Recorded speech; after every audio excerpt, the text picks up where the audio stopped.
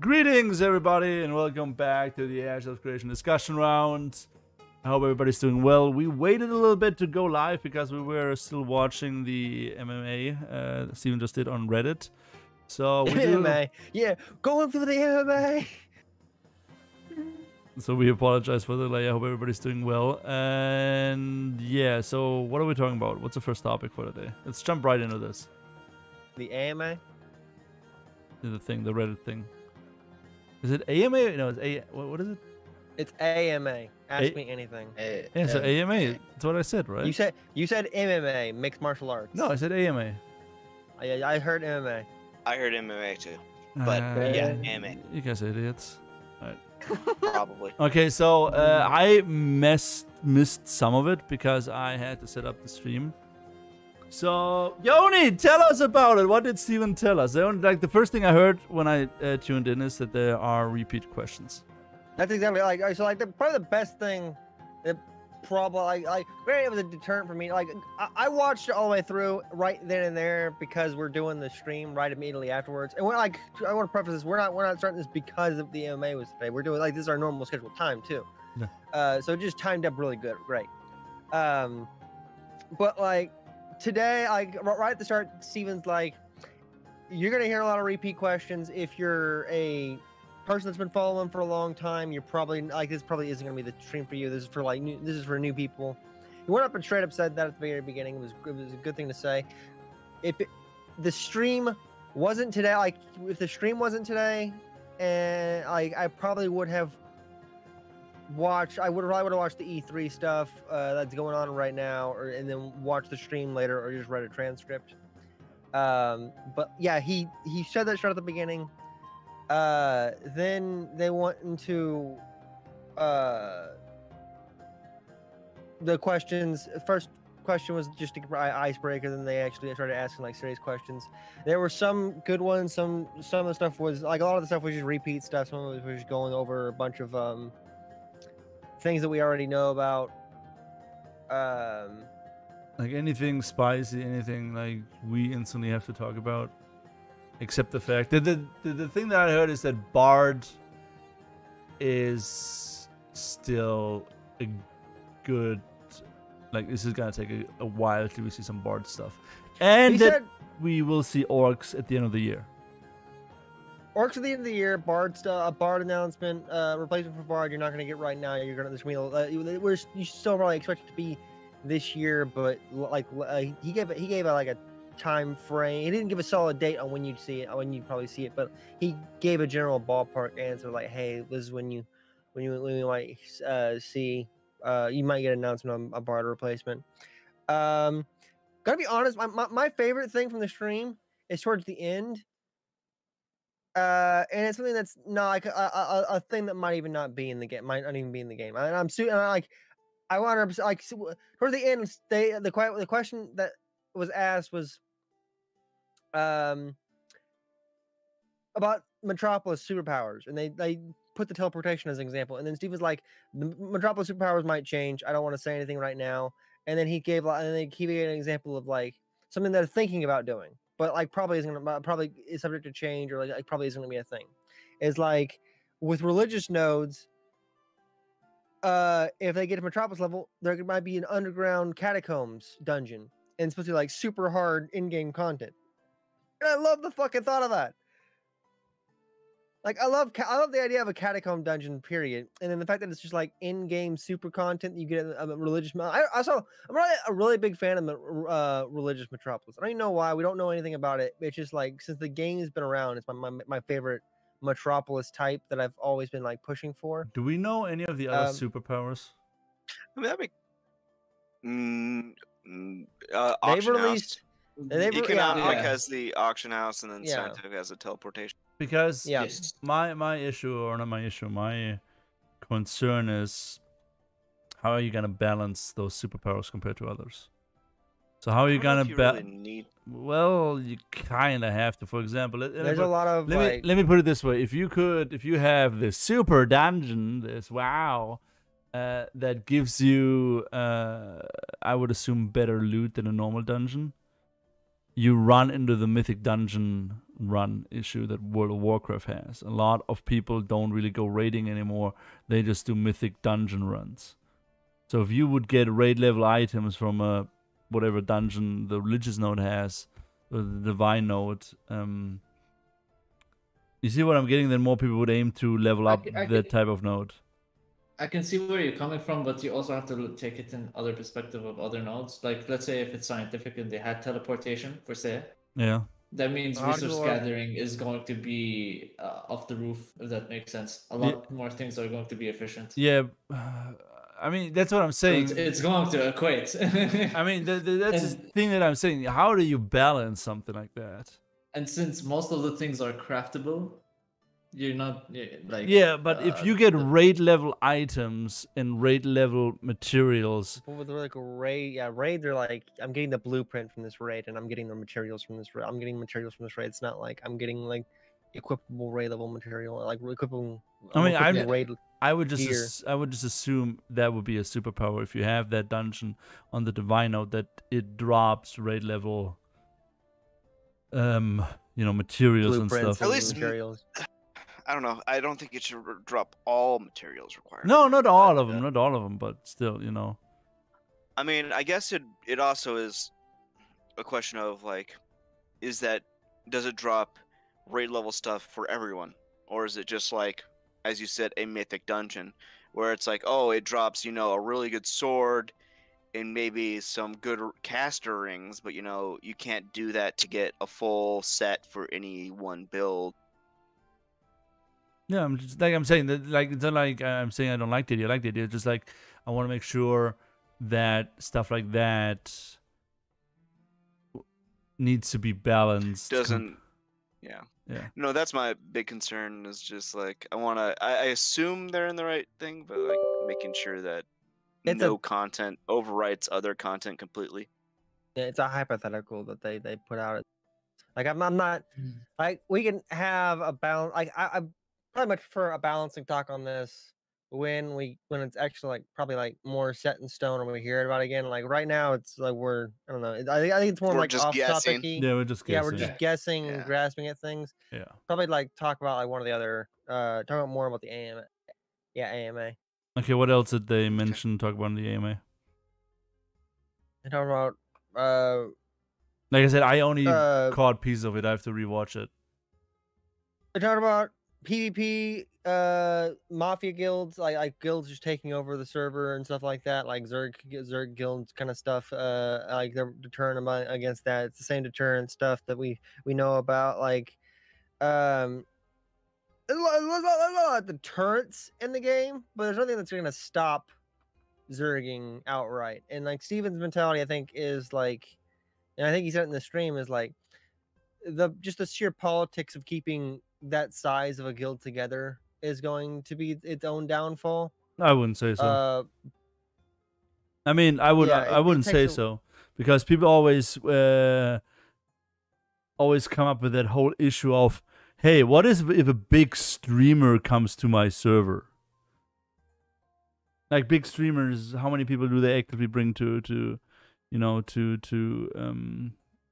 a game? Let's say, I don't know, Asmongold comes. How many people are gonna follow Asmongold? So, and there are There's other things that make it easy to break up big guilds, and especially if they're not organized. Yes. That's just like spy heaven.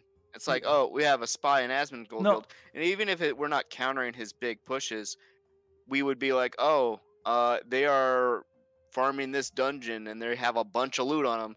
Let's go jump them right now and take that shit. It's like, that's how you break up big guilds. Or a way to break up big guild. No, what I wanted to say was, everybody's always worried about, big streamers and them coming to the game and bringing all their followers. I'm like, there are gaming communities, guilds out there that dwarf Asmongold's, Asmongold's guild members are the people that he brings to a game, and they are organized.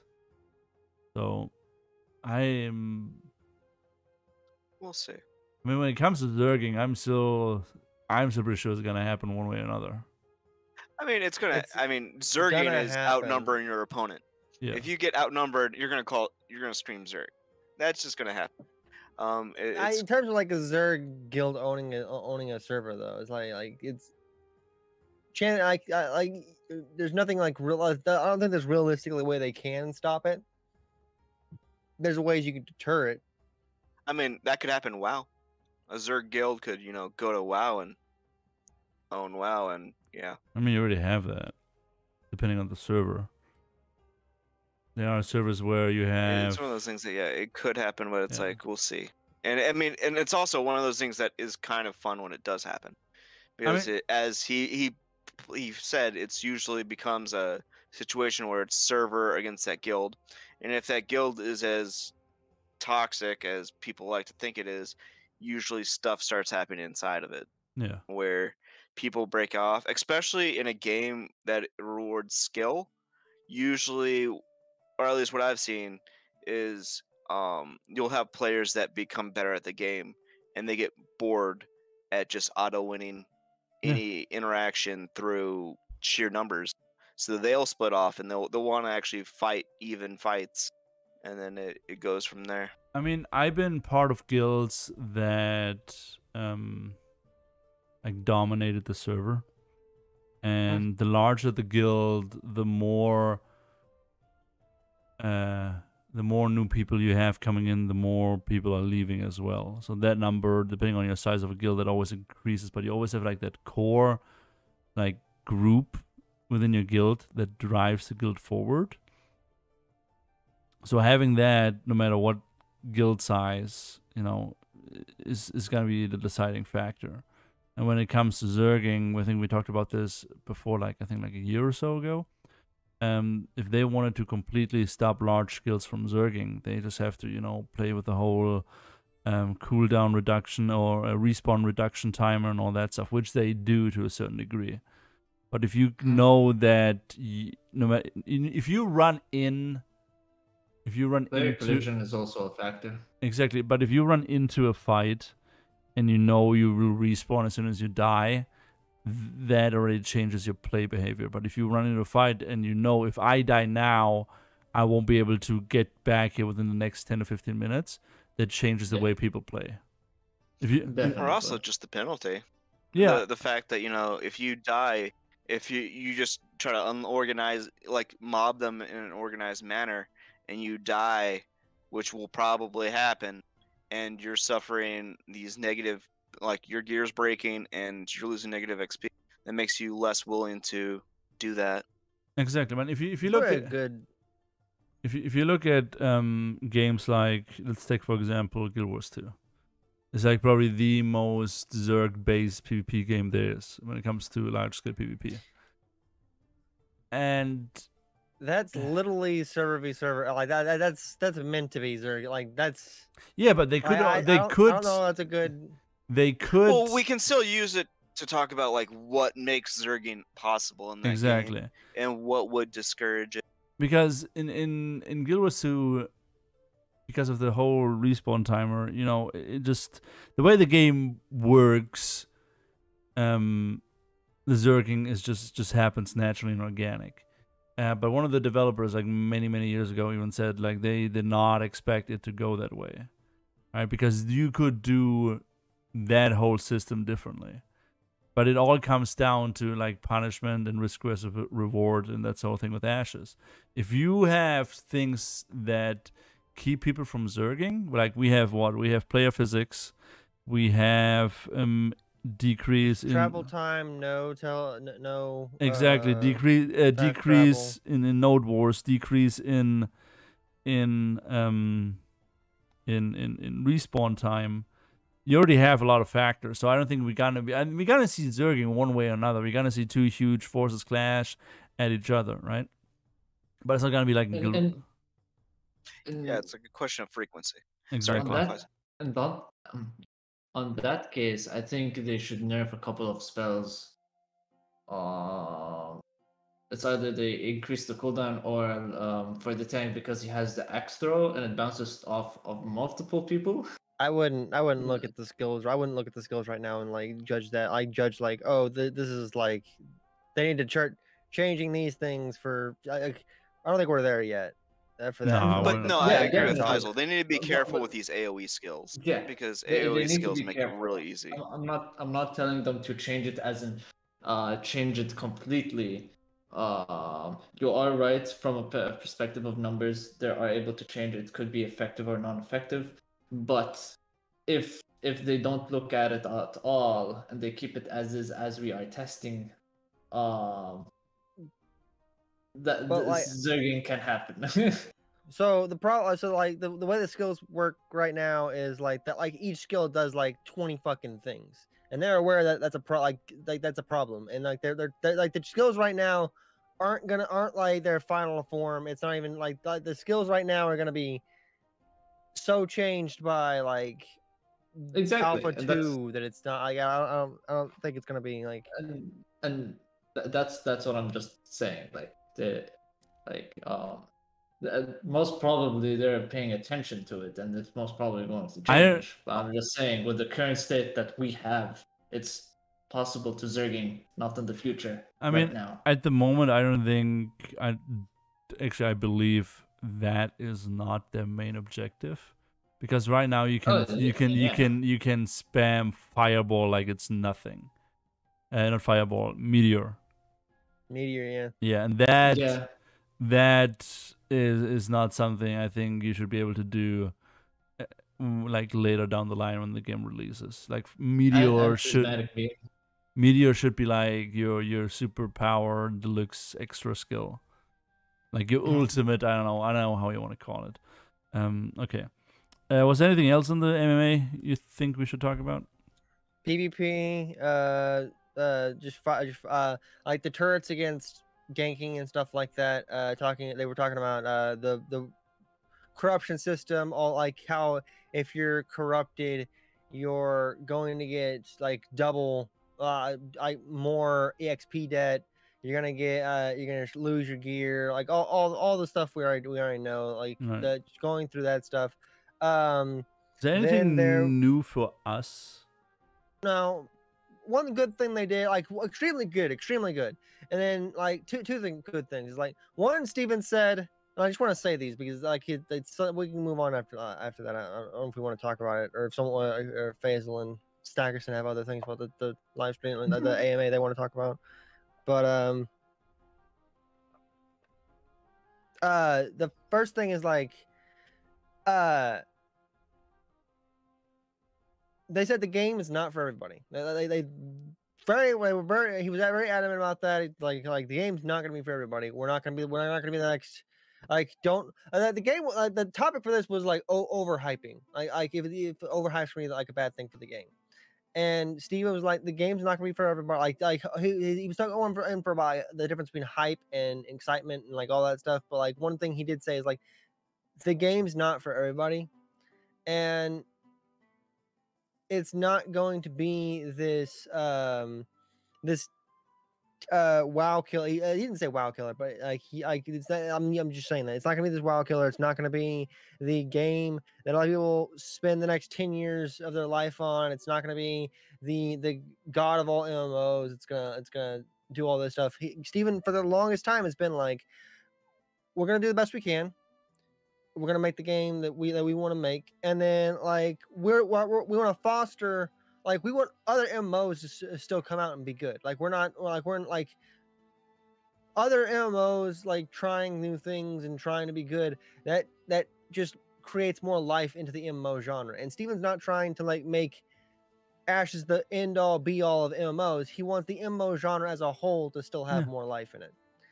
That's a great thing. He wants to he's always wanting. He wants to bring back the golden age of the genre. He said something that I kind of agreed with. He mentioned a lot of the newer generation of players, like he specifically called out like the Minecraft and Fortnite kids generation, and how they haven't really played the same MMOs that we've played, and how Ashes is kind of trying to go back to that more punishing but like rewarding and meaningful game. You know what I find funny? You know what I find really funny? That is true, right? That is so true. But on the other side, you have more and more people playing these Asian grinder MMORPGs where you grind nonstop. So without getting a ways- reward at the end. I think that's funny. There's two ways people have been going up about this. So like a lot of these newer, a lot of these Kickstarter MMOs say like, oh, we're gonna try to harken back to the old days of harken back to the old days of MMOs, and that's what a lot of the MMO community kind of want. But there's two ways people kind of go about this. And I like the way Ashes is going about it more. Is like a lot of these games try to just recreate the old MMOs that we used to play. They're trying to like just flat out recreate those MMOs. And then you have ones that try to recapture the feeling that those old MMOs gave us. And that's what Ashes is trying to do. It's trying to recapture that feeling. It's not trying to recreate those MMOs. It's trying to create the feeling we got when we played those MMOs. Like it's trying to be innovative, it's trying to be new. No, they're not trying to recreate. It's trying to recreate the feeling. It's not trying to recreate the actual MMOs. I mean, from my point of view, and please correct me, and this is not meant in a bad way. The most innovative thing that Intrepid is doing, maybe the only thing, is the node system. How the player impacts the world through the node system. He talked about that too. Is like one of the topics was like with the why are you doing the Holy Trinity still? And then he was like, there's some things you be innovative about, and there's some things that like we're trying to be innovative about our node system and like blah blah blah. But the Holy Trinity is like I don't want to misquote him. I don't know the Yeah, you can write down what he said. Am I correctly? How do I sound? You find to me, I haven't unmuted them. I'm correctly? No, I'm correctly. Oh. I think you're a little bit, but it's very... Like, what does crackly mean? It's like a little bit of static. Static? Alright, I'll check it out later. Okay. But another thing is like the next thing is like he very much said like he keeps saying this, and he made it very clear here is like don't buy in, but especially I think this was the part of the hype section is like don't buy Asher Creation for the hype, like hold off, like you're a consumer, you're the best thing you can do is speak with your wallet, and like that's what a lot of people do when they say like when games are doing like poor decisions. A lot of content creators will be like, speak with your wallet. It's like your main way of vocalizing things that you like and you don't like. Don't buy into the hype. Don't buy Ashes. Don't buy Ashes Creation because you're like, oh, I want to be a part of the alpha right now. Wait and see. Wait and like you can buy into it. Support the game if you want, but like if you're hesitant, just hold out, watch the streams, wait and watch. Don't just straight up like buy into like the hype and stuff like that. I mean, people already are buying into that hype, so he can say it how often he wants. We all bought. But it's great that he's doing. I know, but he can keep saying it as much as he wants. You know, remember how last podcast we were talking about that you're gonna have those fucking idiots that say, "Oh, this game looks fucking shit." You gotta have, there's another side of that spectrum. We said both. Yes. We said both sides. So Steven can say, this is Alpha 1 as much as he wants, and he can say, don't buy into the hype. People are still gonna do both. They gotta believe. People are still gonna do both. Yeah, exactly. So, but it is nice that he says it, but. Well, it's one of those things that like he said it. We haven't quoted saying it. It's like if people try to come on him, it's like we can quote so many times he said, "Don't buy the hype." Alpha 1 is for testing. Like, he said it so many times at this point that I feel like it's easy to for us defend that he has said it. Yeah, I mean, we pretty much hear it once a week, either from somebody from Intrepid or from somebody in the community. I am still worried about the whole NDA drop, but anyways, anything else in the AMA that we should be talking about before we go off track again, like we always do? I don't have anything else. All right. So what's the next topic then for today? The cosmetics for this month. I know BCG, you don't like to always. We can talk about cosmetics. If you want to talk about cosmetics, we can talk about cosmetics. That's your thing. I get it. You only likes cosmetics. Okay, so let me go grab the cosmetics. By the way, for those of you that are wondering, every time we do this podcast, we now end up on the official Discord for about an hour where we talk, rant, and fanboy out about Ashes. In case anybody wants to join us, feel free to join us. And most of the time when Staggerson joins, he sings us a song, which is really, really nice, and I would love you guys to hear it. Yeah, do that. Yeah. That's something Stackerson is well known for in the AOC community. He's a true troubadour. All right. Okay, let me see that. I think that's okay.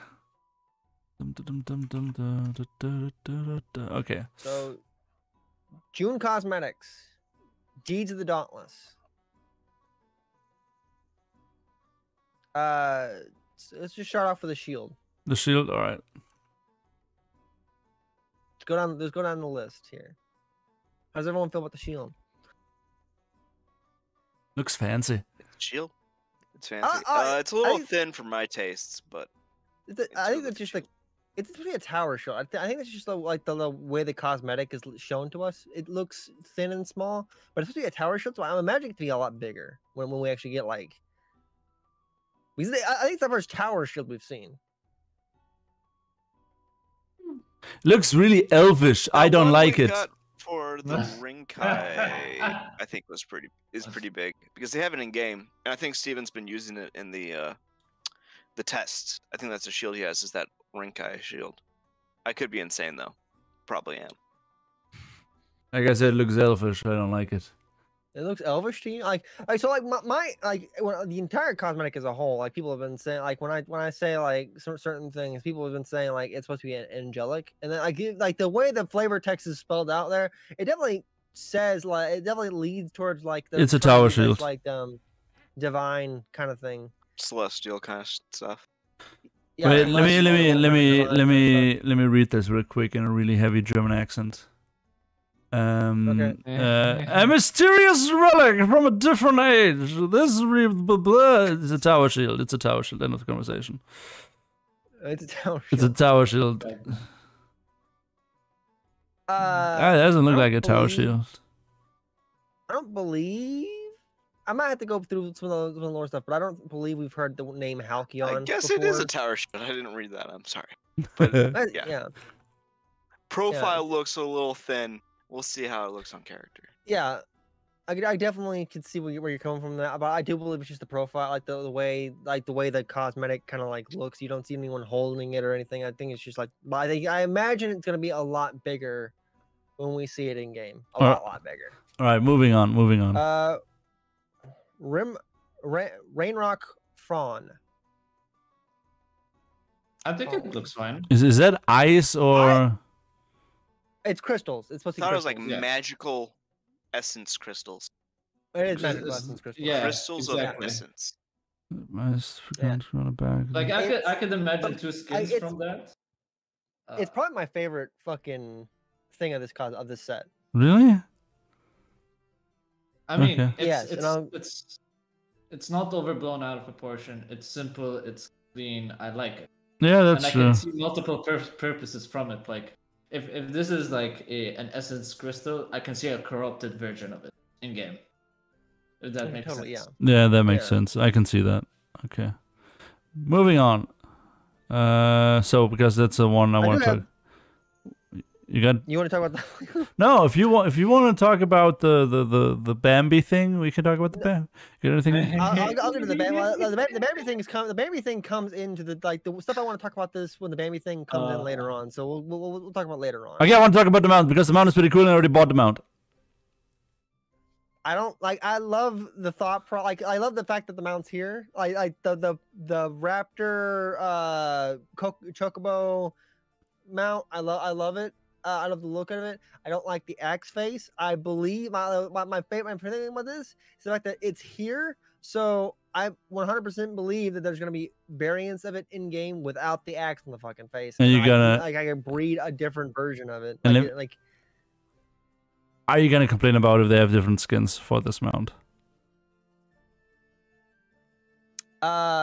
my thing is like it's the quality and how much work with the bear thing. It's how the quality and how much work goes into the variants. Is like that's the thing about the variants of that. I know where you're going with that. No, I'm not going anywhere. I'm not going anywhere. It depends on. I was going to say, but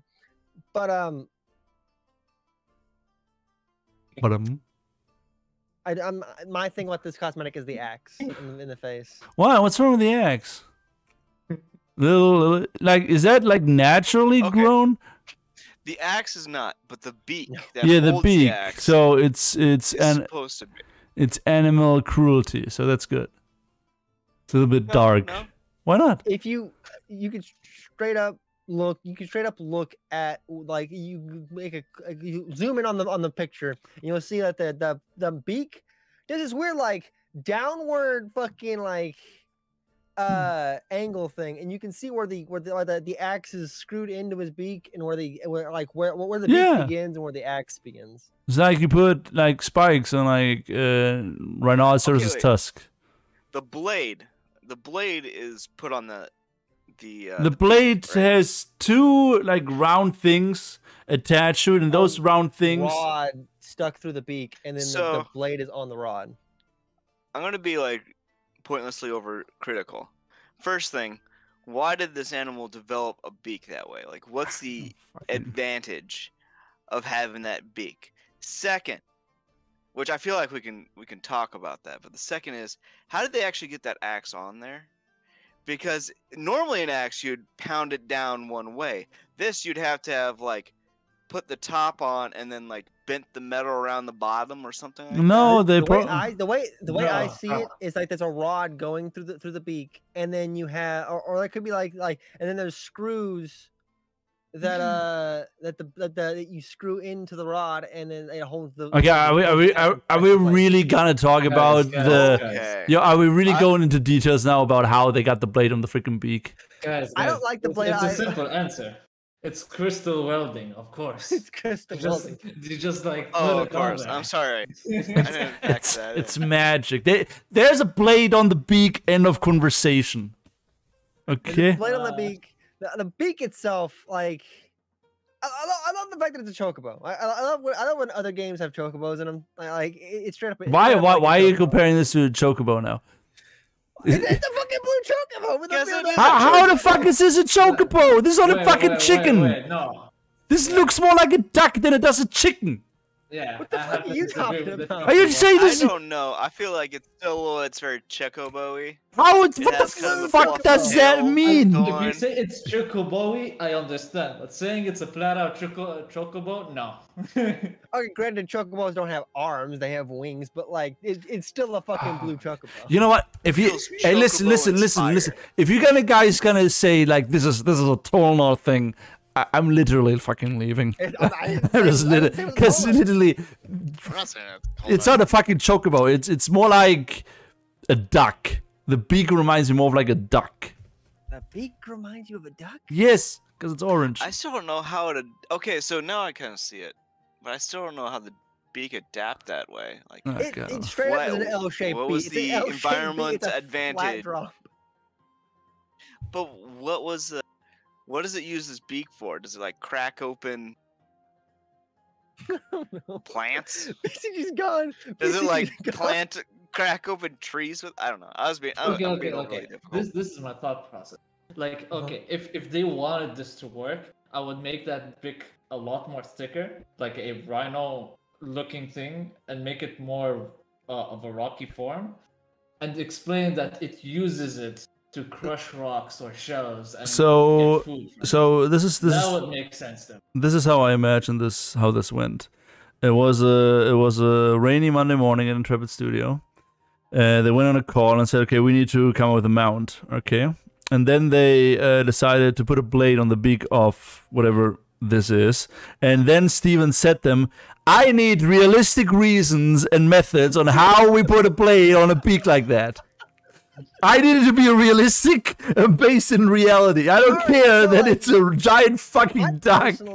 I personally don't like the beak on the face. I think it would look much better. I still wouldn't like it that much, but like I think it would look better if the beak was natural. It was like the axe was a natural looking axe on the beak. Like the beak grew into an axe instead of like an axe was implanted on this fucking animal's face.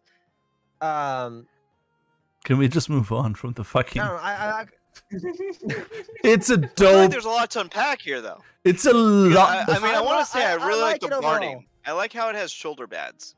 I think those. It looks Yeah, really cool. Let me see if I can make But- this bigger. The beak, like. The beak is my I'm gonna be main difficult drawback for there. this entire thing, but the axe beak is my main drawback from this as well. But because this is here, I know there's gonna be other variants, and I'm hoping the other variants don't have this fucking axe on the face, and I can just get a different. I can just get a fucking chocobo in game. Well, one thing, I think it needed something on the beak because to go with this barding to balance it all out, I think it wanted like a beak that was augmented with some kind of thing. But they just, I don't know. I'm being it looks fine difficult. without. We I can think it go looks on. fine without the. I think the barding looks fine. I think the Maybe they animal could have looks just fine. done like a nice headdress on it, like brought the plate Yeah. on the head more forward. But yeah, The, it's the still a axe and beautiful. the axe and the beak is my main drawback for this.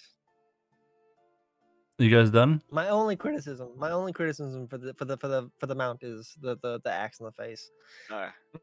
So we're going on to the Pale Ward of the Custodians. So a lot of people don't. A lot of people like everyone I've talked to kind of likes the set. A lot of people don't like the neck brace. I personally feel like it's out of place, and I've been making comparisons to the Adeptus Custodes from Warhammer 40k, and I've been making comparisons to the Luxus spacecraft. blank on the fucking Starcraft. Protoss. So yeah, Starcraft. The Protoss. Protoss. Yeah, it looks Yeah, Protoss. yeah. Like it looks like Protoss. It looks like the Adeptus Custodes. It's a gold paint job away from being Adeptus Custodes. It looks too spacecrafty for me. I mean, Yeah, for me, it looks out of place.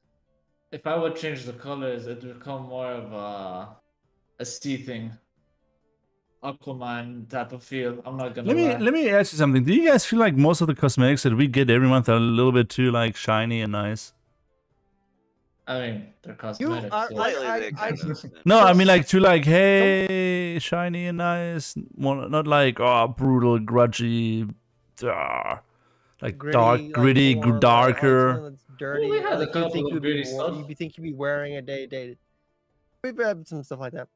I mean, Sorrow's Hunger is a little. Yeah, but dark. when did we have that? How long ago did we have that?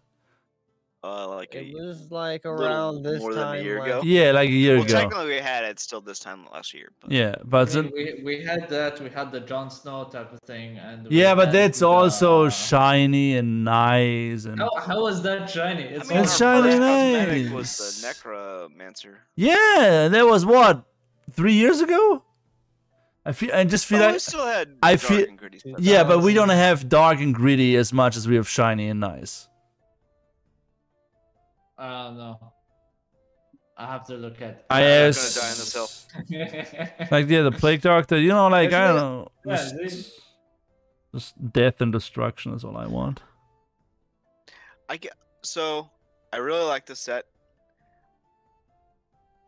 The one thing that So, there were some might be people- bothering me Go over ahead. time is that it feels very bulky. I like the neck thing, the neck brace, Really? shield, guard. I like that, but it adds a lot of bulk there, and then the rest of it though seems very slender. So I don't know. Maybe I'm just not artistic, but I feel like it would look better if you're gonna have bulk there, you'd want to have bulk in other parts. I mean, like I said, Or it am I looks. insane? No, you're not insane. Like for me personally, the neck brace. I don't know about the neck brace. Like it looks again. I'm not saying this in a negative way. I'm just saying So artistic wise, it looks awesome. Personal taste wise, I say this looks a little bit too futuristic. I don't get the neck praise. I find the axe a little bit funny. So weapons. Yeah, I know the weapons cosmetic, are. Yeah, so I know. I don't even know why we're still putting them in. Then one thing that I think was one thing I think was interesting that came out of it, like a lot of people aren't a big fan of the neck brace, and people were asking like, is it possible to hide the helmet, and is the neck brace part of the helmet thing? If I hide the helmet, can I hide the neck piece? Margaret was saying probably not. Hide the helmet is for helmet items, not part only, not part of the armor. And then she gets okay. I got clarification from design. Back slot and head slot can be hidden. However, with complete costumes, this will not be the case. Yeah. Also, the back means you can't hide the helmet from a back slot, from a cosmetic set like this. This is a full set. You can't hide the helmet. Yeah, I figured as much. Slot items can be prioritized if you have a shield. You also have a shield weapon or cape. You wish to display, you can set priority. So like for the back slot, if you want your shield to show over your cape, you can set priority for the shield, or if you want your cape to always be showing, set priority for the cape. But like for full cosmetics, you can't hide the helmet. So like that was cool clarification I thought we got. All right. Yeah, that's awesome. I mean, and that's a nice thing too, I think, to help balance out the cosmetics, because there's even less diversity for them now too, which kind of makes them, it kind of balances them out though with the in-game like transmog system and like the accessory. That's cool to hear. I didn't know that. Which also like fixes the thing for me, like the Sorrow's Hunger. I was like, if you do the helmet, if you do remove helmet slot, is my face gonna be lava? Am I gonna have a skull under my face with this new version? Like, all right, how's we're not gonna get into that now because we're gonna go off track like so far with that. Yeah. So okay, next cosmetic. The Cavaliers coach. Didn't we have a Karen like this? Like not the mounts, but like something like this, similar to we this. had another kind of like human paladin-y looking set. I think. Yeah, right. You're talking about. It was one of those. This one's slightly different, but yeah, it still follows that kind of like design scheme. My thing about the things about the fawns, like carriage looks fine. I'm great with the carriage. You still have fawns pulling the carriage though. Big fawns, big ass fawns. I don't know if that's the size of the fawns, but like if they're but like a fawn is a baby deer. Well, like that's straight up like a fawn is a baby deer. Like that's just what a fawn is. And maybe the giant fawns. It's gonna be big enough to pull the why wouldn't you have like an older version of the fawn? Like why not have a grown up version pulling instead of just upsizing the fawn? They're caught in time because of magic. Also like it talks about like pulling it through the misty white fawn, the white fur magic crystal trees among which the misty white fawns dwell. So like it makes them sound like fawns are a species in this. Yeah. And they're not. It's a cycle of a deer's life. Again, magic. They're caught in time. Hence why they're a race now. I will accept that argument from the devs. I will accept that argument from Steven. I will not accept that argument from anybody else. Well, then you go into PI and you tell them. We normal mortals have not access to PI. Don't get bothered with this stuff. It's moving on. We're not getting stuck on that fucking thing. Carriage, go ahead. I'm just not gonna go into that one. Go ahead. Go on. Go ahead. No. We're just there's some weird questions that can be raised with. So here's my question, you weirdos. Why does the freehold skin look so much like it's a dwarven building?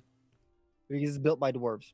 It literally they're like in a lot of the lore, the humans and dwarves have a lot of interactions with each other, and like so it straight up says in this thing that the building was made by dwarves. Does it say that? I mean, okay, does it say that? Built by the Dunia. architect. Dunia. In Germany, they actually have that letter, so I know how to pronounce this properly. It's Dunia, not whatever you guys are saying. Okay, how are we feeling about the freehold? It's a freehold house. I mean, it looks fine. Yeah, it looks fine. So, Yeah, okay, it's a nice house. Okay. I'll probably So- get that just because it's like it's a good looking house. I don't. Solid. I honestly, at this point, I don't even know if I should buy more skins. You should only buy it if it's for like supporting.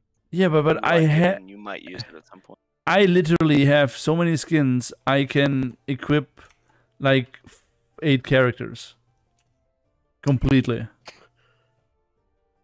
Okay, so what's the overall feeling about this cosmetic pack, Fazel? What in general? Yeah, in general, did you like it? Did you hate it? Yeah, I mean, yeah, I did like it. I mean, it has its own unique characteristics, which I enjoy. I still think they're not angelic. I really do think they come from the sea. Most of the flavor text says angelic stuff. I don't see where you're getting C from like this. if Last month was C. If you look at the armor, it makes me feel that like that's just how they breathe, essentially. Oh, you think it's like a scuba set? Okay, It looks like a I diving suit. I can see that. I get where you're going with that. Yoni, what's your opinion? So that's how I feel about it. Overall, I like the set. There's some hang-ups I have, like the armor, like feels out of place for me a little bit. Okay. It doesn't feel, yeah, and then the deer thing. No, I like the deer. The deer is my favorite thing. It's like the character's pulled by grown up deer with actual like antlers and shit. I probably like it more. I probably like the carriage more, but Okay. the carriage looks fine. I do have a gripe about like the wording and naming of the fawn, but Okay, Staggers, and what about you? That's a different thing. I really like the set. I guess the one thing is that's very magic techy looking, the costume. So it's just Wait. if we're gonna go down that route. Let me ask you this: how much do you think magic tech or steampunk are we gonna see in Ashes? It's weird because it's like that's the bear mount. What's it called? Stuffertons. Yeah. Like there's a lot of talk about like these magical constructs Animating and stuff. golems. So constructs. So it makes sense that would go like this if the society makes things like Stuffertons. It makes sense that they'd be pretty magic techy. Wait, let me refresh my memory. You have stuff like the. Let me refresh my memory quick. We leave Vera and we go to Sanctus, right? Mm-hmm. But Sanctus does not have any magic. Sanctus doesn't have any magic at all. And how long are we on Sanctus? A couple thousand years are we are on Sanctus, right? For a couple thousand years. Yeah, a couple thousand years you're on Sanctus. Okay, so there's been several wars that have happened. Wouldn't the races is split into multiple different like this is what I'm asking myself. How much did the technology on Sanctus develop when we come back? Because here's how I put this. We don't know that. Exactly. So it's like a magical tech reset? No. It's more like we are on Vera, and Vera pretty much runs off magic, right? We go to Sanctus, there's no magic, so we have to find a way to replace it. So I figure technology, like, Steam technology and that stuff would have, replaced the magic. And now we're coming back to Vera. Now I'm like wondering, because we never hear anything about how did they do all this in Sanctus? How did, a couple thousand years, we know how Vera was before the fall, before the corruption took place, right? But we don't really know how did the races develop and what sort of stuff did we develop in Sanctus in those couple thousand years where we were not on Vera, because we always see is magic this, magic that. So I am assuming that all of these cosmetic, or all these hints of lore are all based on stuff from Vera before the fall. So now I want to. It really depends on how. It really depends on how far they want to take the scientific node. There's also like been talk about like airships. I'm not a big fan of the airship thing, but like there's been talk about airships. It depends if the potion, like, so there's been also been talk about like the potion. We know about the potion launcher. We played the potion launcher. There's talk about like the potion launcher not being in the final product, like how they feel about the like aesthetically, like where the potion launcher is, and if they actually want that to be an in-game like product thing. Whether or not that's actually going to be a thing. There's talk about that not being there. If it is a thing, since we had an APOC, if that's a pre Sanctus thing or a post Sanctus thing. I mean, if it's a post Sanctus thing that leads more towards like the magic tech being developed from Sanctus's. You know how they often say, gunpowder will not be a part of ashes. I just like, for me that doesn't make sense. For me, that doesn't make sense that you don't have anything like gunpowder within ashes. You have a highly developed magical society that leaves your planet to go to a place where there is no magic, right? Your entire civilization is based around magic. Now that source of energy, that source of power is gone, and you're going to look for a replacement, and that is going to drive science and, development of new technologies. Possibly not, though. It's one of those things where they might be stuck in their old ways kind of situation, where it's like, they lost it's like if we lost electricity, how many people a regress in society? Yeah, they'd be just stuck in the past and being like, well, we don't have magic anymore. That there's nothing. It might be harder for them to imagine there's something else. We know there's been wars. We know there's been wars on Sanctus. We know that the race is divided into the sub races that we have now. But they could have embraced nature and returned to monk. Come on. There's questions. There's so many questions I have, because I'm honestly, to be honest, I'm way more interested in what's going on Sanctus and what's going on in Vera at this point. And that's another point, is that like they really embraced the essence on Vera, and look what it got them. It got them the fall and like the complete destruction of society, so they might be very hesitant to try to invest in new technologies. No, what I mean by that is I also want to know, like, we know like how the races behaved before they went to Sanctus, right? But now you have all these races on Sanctus, like what's going on Sanctus politics, and how did the culture evolve between them leaving Vera to return to Vera? Straight up, one of my thought process, and I've talked about this before, is like eventually I think they're gonna have an expansion to where like Sanctus is invading Vera. Like where the settlers were the first people. Like you're gonna have that thing where like where the settlers would come here to like build a new society here, and then like you're gonna have Sanctus, which is more technologically based, and then they're gonna come and they're gonna come in waves trying to take over Vera for the magic. Like it's a resource. They're gonna want to monopolize it. They're gonna you're gonna have one of the expansions I expect to be Vera versus Sanctus, where this large invasion force that uses technology is gonna come through the portals and invade this magic based society. So you're gonna have technology versus magic in that expansion. Like that's where I think they would go for that kind of thing, where we learn more about Sanctus in that. In terms of like your thing about like gunpowder, it's a very tricky thing. And when you introduce gunpowder, like the next thing people think is like, where are my guns and my muskets and like magic based guns? They have the potion launcher right now, but that's just like a rubber band shooting a potion. That's not like gunpowder firing stuff. So like if you introduce gunpowder, the people are gonna be wondering like, when are you gonna start introducing guns? I mean, it would make sense down the line to have that, even World of Warcraft has guns. World of Warcraft has like a very steampunky type stuff. It's like no, they have big boom guns.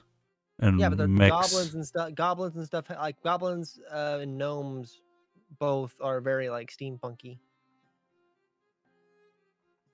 I mean, goblins are more like coal and that stuff. Yeah, well, I don't know. Have to wait and see. All right, is there anything else we have to talk about? Otherwise, we're gonna call it quits for today. The other topics aren't I mean, you could do dev discussion number 31, environment. Or should we take a question? Than... Should we take a question from the chat? If anybody has a question, name me a single MMO that doesn't touch steampunk mechs. A single MMO that does not touch steampunk mechs.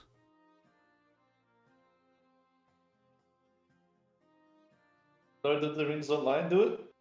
Which one? What? Lord of the Rings Online. Yeah, there they go. Lord of the Rings Online. Question answered. We're done for today. On with an expansion outside of just finding a new continent on the world Vera, which has. He likes my expansion idea. Okay. I mean, expansions are gonna be free, so they can like throw them all at us at once. I wouldn't mind that. I have like a bunch of expansions. They're not gonna throw a bunch of expansions. I mean, like, you're in PI. Write Write it in the PI chat. Maybe see and sees them. Okay. Remind everybody, we will be spending the next hour or so on the Ashes Discord in case you want to come and talk Ashes with us. Again, everybody, thanks for watching. Thanks for tuning in, and we will see you again in 2 weeks. So till then, stay safe, stay healthy, and we will see you on the Ashes Creation Community Discord.